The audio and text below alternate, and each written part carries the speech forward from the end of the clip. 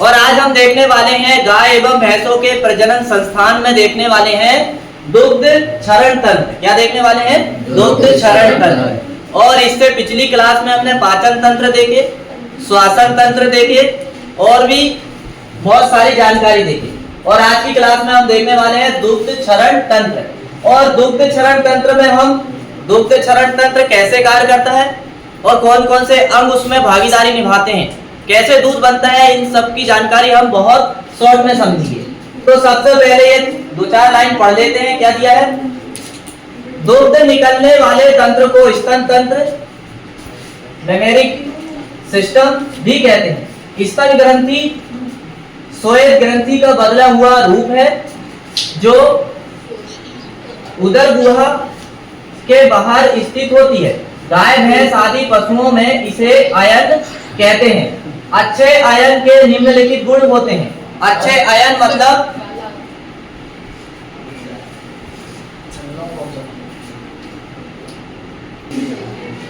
तो अभी हम देख रहे थे दुग्ध क्षरण तंत्र कैसे कार्य करता है और इसमें कौन कौन से अंग होते हैं। तो देखिए निम्नलिखित गुण होने चाहिए। आयन में कैसे गुण होना चाहिए? आयन मतलब जिस स्थान पर चार थन लगे रहते हैं उसे हम क्या कहते हैं? आयन कहते हैं। क्या कहते हैं? आयन। तो वो आयन के क्या गुण होना चाहिए इसके बारे में हम चर्चा देख रहे हैं। तो सबसे पहले क्या गुण होना चाहिए? आयन बड़ा हो तब तो दूध ज्यादा बने, ठीक। फिर इसके बाद में अपेक्षाकृत बराबर सतह मुलायम स्वभाव का हो। मुलायम स्वभाव का रहेगा, क्या रहेगा? दूध भराएगा तो वो फैल जाएगा। दूध भराएगा तो क्या होगा?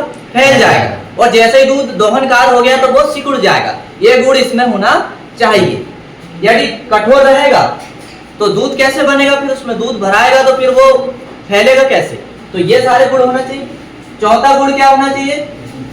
अन्वय व लोचदार होना चाहिए एवं दूध दोहने के पश्चात सिमटने वाला स्तन ग्रंथियों का मुख्य कार्य दूध बनाना है। जो मांसपेशियों के सबसे पहले डायग्राम समझ लेते हैं, ठीक है। कुछ डायग्राम इस तरह से है। गाय में दूध श्रावण तंत्र, milk secretion system. Milk secretion system देखिए इसमें क्या क्या होता है। ये आयन है और ये चार थन है, ठीक। अब इसके बाद में ये आयन के अंदर कुछ ऐसी संरचना होती है। आयन के अंदर कुछ ऐसी संरचना रहती है जो एक थन से जुड़ी रहती है। ये देखो छोटी छोटी ये एल्वोलाई बोलते हैं। ये गुच्छा दिख रहा है अंगूर के जैसे, इन्हें क्या बोला जाता है? एल्वोलाई बोला जाता है।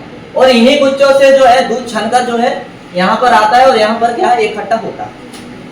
ये सारे गुच्छों में क्या दूध भरा रहता है। जैसे ही दोहनकार होता है, बच्चा जैसे ये थन को मुंह में डालता है बछड़ा, या फिर हमारे हाथ से हम उसको ऐसे दबाते हैं, तो क्या है ये जो दुग्ध क्षरण तंत्र जो है इसमें एक हार्मोन काम करता है ऑक्सीटोसिन।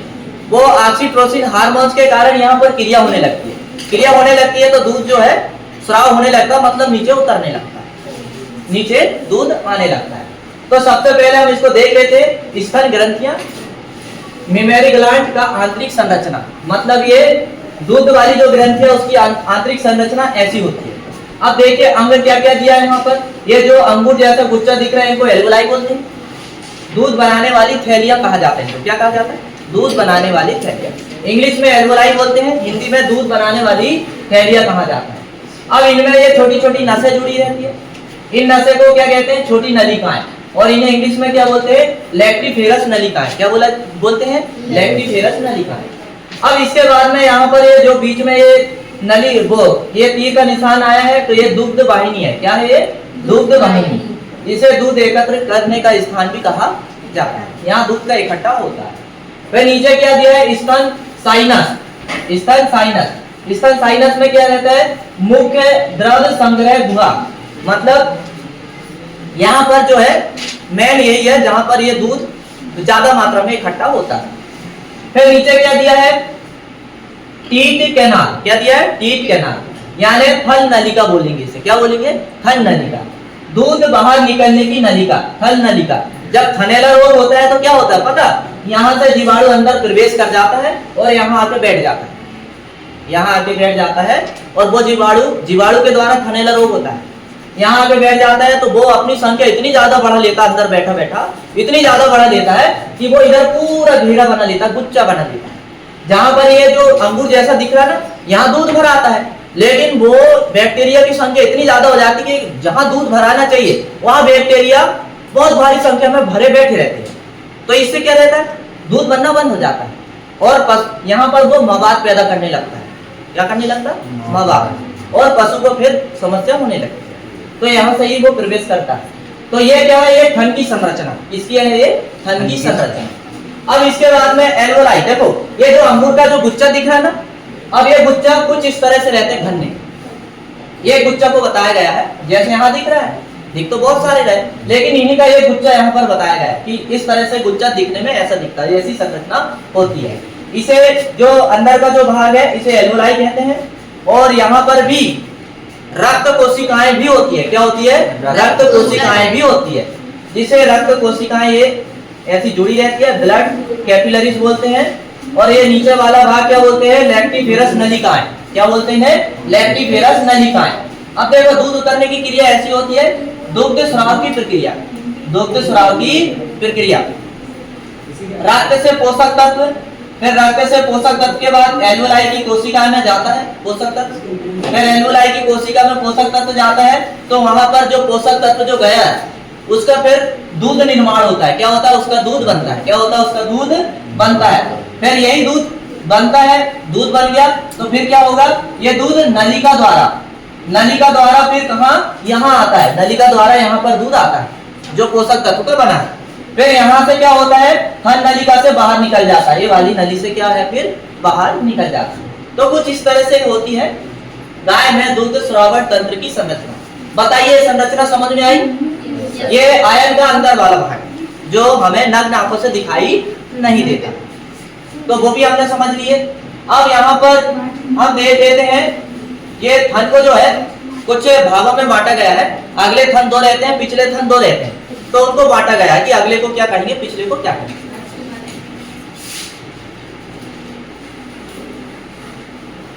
यहाँ थोड़ी सी एक बहुत शॉर्ट शब्दों में एक जानकारी दी है, उसको समझ लेते हैं। दूध निकलने की क्रिया जिसे मिल्क लेट कहा जाता है। क्या कहा जाता है, मिल्क लेट कहा जाता है। यह क्रिया करने के लिए, यह क्रिया करने के लिए पीयूष ग्रंथि, पीयूष ग्रंथि मतलब ये इधर मस्तिष्क साइड रहती है पशु के, तो वो पीयूष ग्रंथि से एक हार्मोन स्रावित होता है जिसका नाम क्या है, ऑक्सीटोसिन। जिसका नाम क्या है, ऑक्सीटोसिन। और यही हार्मोन फिर क्या है, दूध उतारने के लिए पशु को तैयार कर देता है। और फिर जैसे ही पशु तैयार हुआ दूध देने के लिए, तो फिर क्या होता है, दूध आने लगता है, पर हमको थन को दबाना पड़ता है, पुश करना पड़ता है। पर क्या होता है पता है, जब यदि आप दूध एक दिन पशु ने कम दिया या उसकी इच्छा जिस दिन नहीं है, यदि आप मार तोड़ देते हो, उसको डरा देते हो, चमका देते हो, तो पता है ये ऑक्सीटोसिन हार्मोन्स नहीं निकलता है। जब ऑक्सीटोसिन हार्मोन्स पीयूष ग्रंथि से नहीं निकलता तो क्या होता है, पशु फिर दूध नहीं देता और आप पैर बांध के खींचना चालू कर देते, खींचते रहते, खींचते रहते। अरे भाई, जब दूध उतारने वाला हार्मोन्स ही एक्टिवेट नहीं हुआ तो दूध आएगा कहां से? फिर वो 2-4 बूंद आता है जो थन में यहाँ रहता है। अब जहां दूध बनता है तो वहां 2-4 बूंद रहना तो आम सी बात है कि नहीं? इसलिए कभी भी पशु को दोहन कार्य किया जाता है जब मारना चमकाना नहीं चाहिए।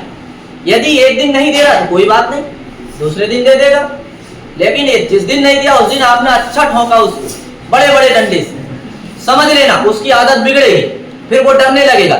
जब डरेगा तो दिमाग में क्या होगा, जब दिमाग में उसका डर बैठ जाएगा कि मैं लगते समय पिटता हूं, फिर ये हार्मोन्स एक्टिवेट नहीं हो पाता। और जैसे ये हार्मोन्स एक्टिवेट नहीं होगा, समझ लेना कि पशु से दूध निकलना बंद होने लगेगा। इसलिए कभी भी मारना ठोकना नहीं चाहिए। एक दिन नहीं दिया, नहीं सही कर दे देगा, थोड़ा चराओ पिलाओ, उससे लाड़ प्यार करो, ज्यादा दूध देने लगेगा। तो ये करते हैं, गांव के लोग यही करते हैं, जिस दिन दूध नहीं दिया अच्छा मारते ठोकते उसको, फिर वो क्या काम करेगा, उसकी आदत बन जाएगी, डर बैठ जाएगा कि मैं पिटने वाला हूं, बस दूध देने की क्रिया रुकने लगती है। तो देखो आयन को देखो 2 भागों में बांटा गया। आयन जहां पर थन जुड़े रहते हैं वो भाग, उसे क्या कहते हैं, आयन, उसको 2 भागों में बांटा गया। अग्रभाग से गया, अग्रभाग से गया मतलब अगले 2 थन, अग्रभाग से गया मतलब अगले 2 थन। फर्स्ट से बात से क्या है, हाइंड क्वार्टर मतलब पिछले दो थन। समझ में आ गया ये बांटा कैसे गया। अब अगले भाग से को फिर दो भागों में बांटा गया, दायां थन और बायां थन, दायां थन और बायां थन। फर्स्ट को भी कुछ ऐसे ही बांटा गया, दायां थन और बायां थन। ये समझ में आया। अब इसके बाद में देखो ये संरचना दी हुई है, जो संरचना मैंने आपको कलर्ड डायग्राम में दिखाया वही संरचना यहाँ पर बनी हुई है। हम देख लेते हैं क्या क्या दिया इसमें। लोब ल्यूबल दिया है, ये कुपिकाएं हैं, ये कुपिकाएं हमने यहाँ पर देखे रंगीन, इसमें ये अंगूर का गुच्छा जैसी देखे नहीं, अंगूर के गुच्छे जैसे कुपिकाएं देखे नहीं, वही कुपिकाएं यहाँ पर दिया है ब्लैक में, ये अंगूर के गुच्छे जैसी। फिर इसके बाद में ये जो कोशिकाएं दिख रही हैं गैलेक्टोफोर नलिका कहते हैं। फिर ये दिख रहा है संयोजी या सहायक ऊतक।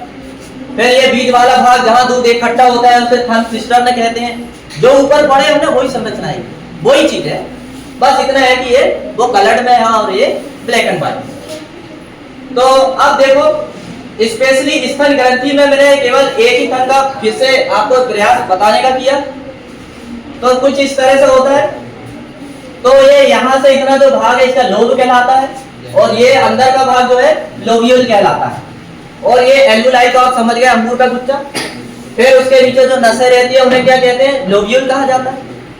फिर जो रहता है लैक्टिफेरस धमनियां। फिर ये सिस्टर्न रहता है जहां दूध इकट्ठा होता है, और ये थन सिस्टर्न है। और फिर लास्ट में नीचे थन नलिका, और फिर नीचे आपको देखने को मिलेगा थन छिद्र। क्या मिलेगा, थन छिद्र। फिर यहाँ पर और संरचना देख सकते हैं आप, थन में कैसे ब्लड दौड़ता है। थन में ब्लड भी जाता है ही नहीं, ब्लड नलिका भी थन में होती है, क्योंकि ब्लड पशु के सारे अंगों में दौड़ता है। यदि जिस अंग में यदि ब्लड नहीं जा पाया वो अंग कैसा हो जाएगा, पैरालिसिस, मृत हो जाएगा।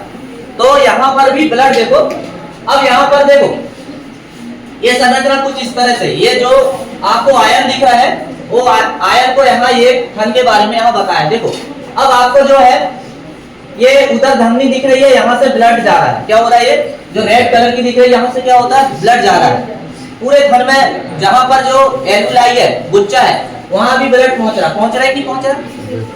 ये देखिए पूरा ये वाला भाग। और फिर ये उधर सिरा है, धमनी से क्या होता है, शुद्ध रक्त जाता है, और सिरा से क्या होता है, अशुद्ध रक्त जाता है। तो ये सिरा से शुद्ध रक्त फैल रहा है, और यही शुद्ध रक्त फिर अशुद्ध होने के बाद फिर से वापस ऊपर जा रहा है।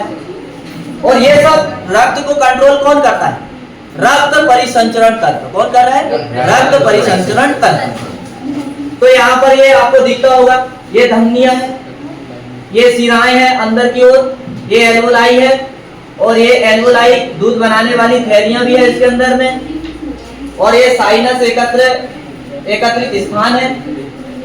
और फिर ये कुछ इस तरह से उसका चार्ट दिया हुआ है। तो बताइए समझ में आ रहा है,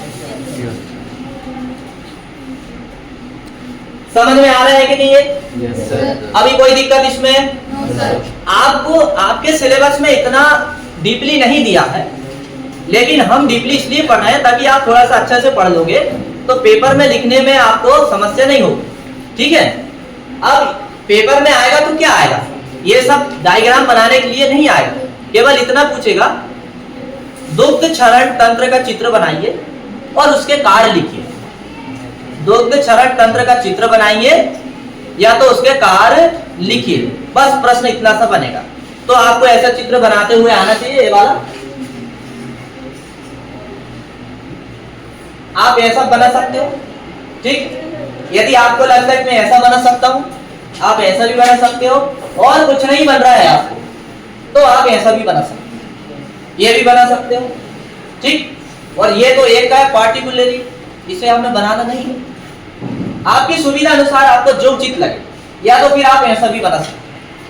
ठीक, आपको जिसमें अच्छा लग रहा है, जिसमें आपको सुटेबल हो, आप इस तरह से बना सकते हैं। तो ये थन में इस तरह से ब्लडिंग जाती है, इस तरह से कार्य करता है। तो बस ये रक्त परिसंचरण दुग्ध क्षरण तंत्र में बस इतना ही। फिर हम अब क्या देखेंगे, हम क्या रह गया हमारा